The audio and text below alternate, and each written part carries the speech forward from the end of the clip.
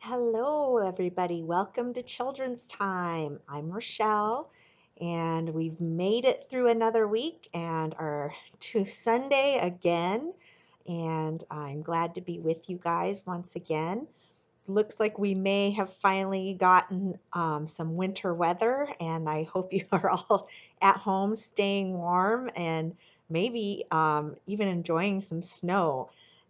It's been a while. I don't think we've had snow since October, so um, it's nice and it's not nice. I like having it, but I don't like driving in it. So hopefully everybody is somewhere where they're warm and safe and you guys can sit and relax and watch my lesson. So let's get started. So last week, our story, if you remember, was about Jesus, and he was teaching in the synagogue or the church. And there was a man who was sick, and he was yelling for Jesus to help him or to stop talking and to pay attention to him. And Jesus um, healed the man. He said, "Be calm, be still, be well." And he healed the sick man. And today we have another story about Jesus healing somebody. This time it's not a man, but it's a woman. And we'll find out who that woman is and what's wrong with her and what Jesus does to take care of her and make her feel better. So if you have your Spark Bible, we are on page 256, 256. And here is our story.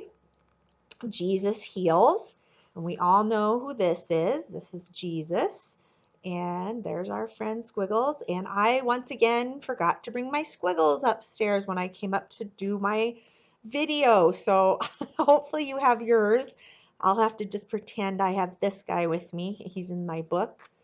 So we have these two gentlemen, and here's our woman who's not, she's looking happy now because I think Jesus is taking care of her, but let's find out um, what was going on.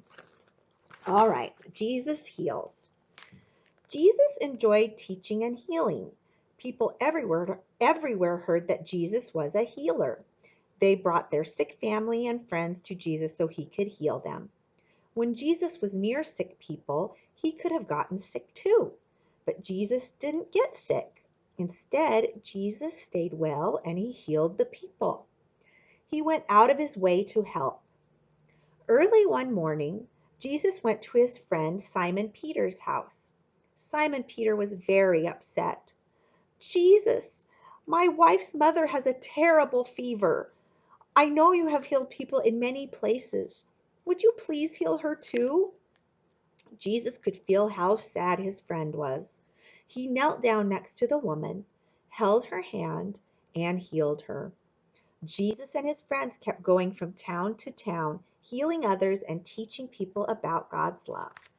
So the woman was actually his friend, Simon Peter. That was his mother in law, his wife's mom. And she had a fever and was not feeling well. And Jesus took care of her and healed her. So when you hear me read this story and you hear the word fever, um, in our modern times, having a fever typically isn't that serious. But back in Jesus' day, when there weren't a lot of doctors in medicine, if people got sick with a fever, it was pretty serious. And a lot of times they wouldn't make it and they would pass away, especially if they were older. So it was really important for Simon Peter um, to have Jesus heal his mother-in-law because there wasn't any other options for her.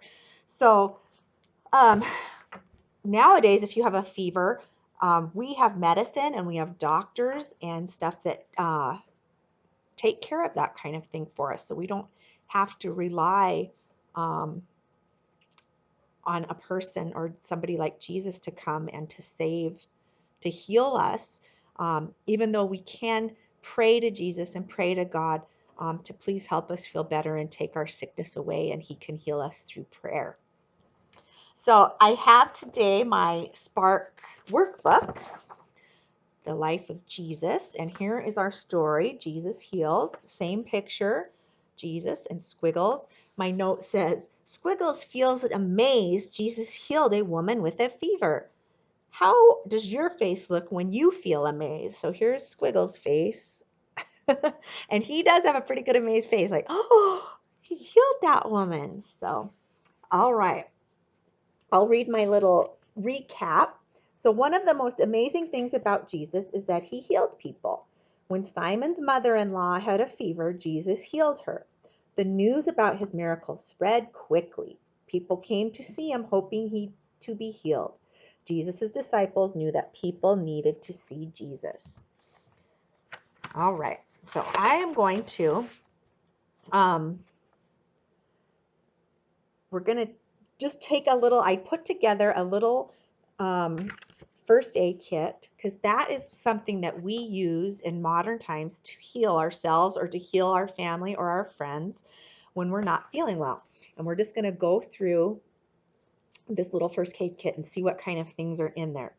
It says, take time to learn about how to help heal minor injuries at home. It says you can look online with an adult to learn about basic first aid. You can pretend to have an injury, or you can pretend. I actually have brought a baby doll, and I'm going to pretend maybe that she has a cut or her foot is hurting, and we'll put on some of those first aid things out of our first aid kit and heal our baby. So if you do this at home, you can maybe ask a parent to maybe go through your medicine cabinet. If you're like my house, I actually have a bin under my bathroom counter that has all of our medicine in it. It has all of our bandages and things like if you have a cuts or scrapes. But I brought some of those things just so you guys can see what kind of things there are. So like I said, one of the first things, if you have a cut or a scrape, I have some antibacterial wipes, and you want to use those to clean it off. If you fall outside, like on the parking lot or in the dirt, you might have dirt in your cut or dirt and rocks in your scrape, and you can use one of these to clean that out before you bandage it. I have some Band-Aids, and this is a gauze pad. So this is like a Band-Aid, but it doesn't have any sticky on it. So if you had something like that, a gauze pad without sticky, you'd have to use tape to keep it on. And then Band-Aids, of course. We all use Band-Aids. I have actually had some owies on my fingers the last couple days, so I've been using them. After you clean it off and before you put your Band-Aids on, and after you've used your wipe to clean out the dirt and the grime, you want to put some of this on. This is Neosporin or antibacterial ointment, and you'll put that on your cut, and that'll keep germs and bugs out of it, bacteria out of it, so it doesn't get infected.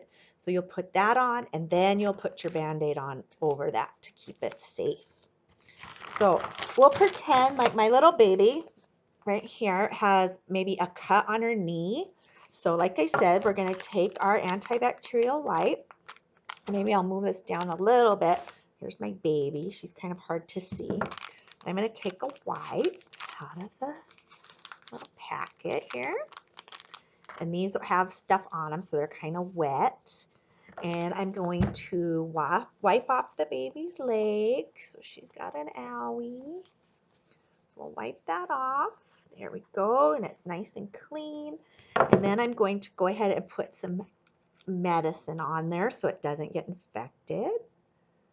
And maybe your mom's put this on you before. It's just a clear, my daughters were always scared that it was going to burn if I put it on their cuts, but it doesn't. So I put that on the baby's little leg.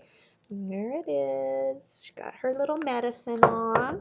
I'm actually going to use the wipe to wipe it off. And then this one, we'll just use a regular Band-Aid. So I'm going to take my Band-Aid. I'm going to open it up.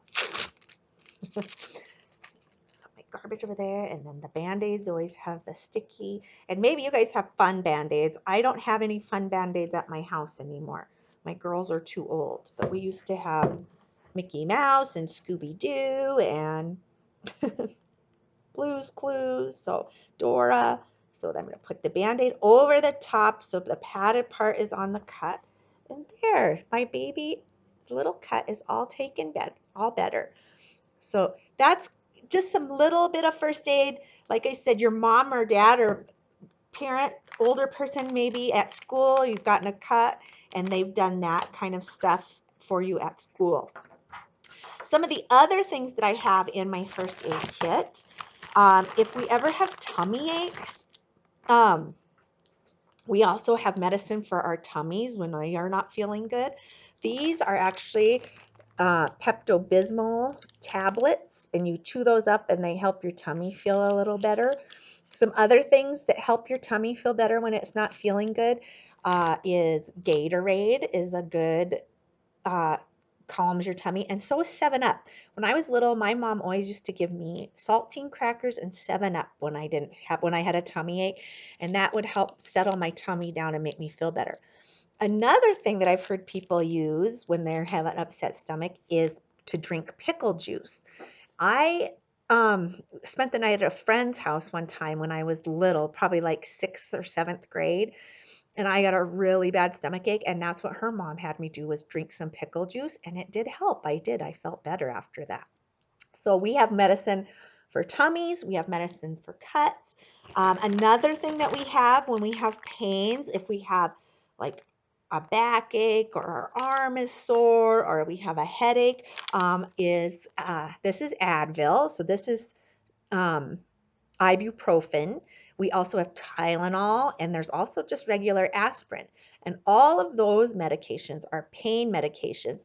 And people should, little kids should not take these or the tummy medicines without their mom and dad or an adult giving those to you, because when you're little, it's important that you follow the directions. And I know a lot of you guys can't read yet, and there's certain amount that you are supposed to take.